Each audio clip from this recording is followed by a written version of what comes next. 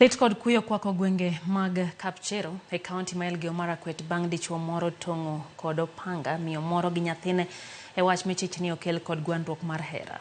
Kaluwore kod joneno, giwacho ni ne giwinjo dichuogno kod miyono kadhawo e ot, to ka gichopo mondo gine gima timore, ne giyudo ka miyono kod nyathine ni kod adhola marach mag beti. Komanda mar obila ma Marakwet West Fanuel Nasio wacho ni dichuogno notemo ringo bang' tim makoch makamano. Kata kamano, jodak makono nolaye momaki kendo goye ma oweye kod adhonde maricho manomiyo owito ngimane kinde manoyudo thieth. Mimi sasa nilikuwa mtu wa kwanza kufika mahali hapa. Nikaona mtoto alikuwa ameketi hapa kwenye hii damu iko. Alafu mama yake alikuwa karibu na mlango pale. So wakati niliona hivyo, kuna wamama walikuwa pale wanasema ndio huyu. So nikaruka fence hapa na wenzangu hapa, tulikuwa watu 4.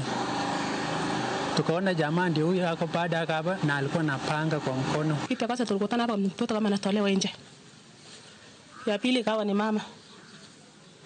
Tukauliza mwenye amefanya maneno ameenda wapi? Tukaambiwa ametoroka na amekimbilia nyuma. Down to the son of that nurse. He was injured, the son. The two were rushed to Cherangani nursing home, and they are doing well in hospital. It's also reported that the assailant, after doing that act, he tried to flee from the incident. Members of the public accosted him and subjected mob injustice to him, injuring him seriously. He was rescued by the police, whereby he was also rushed to Kitale Level 4 Hospital in critical conditions.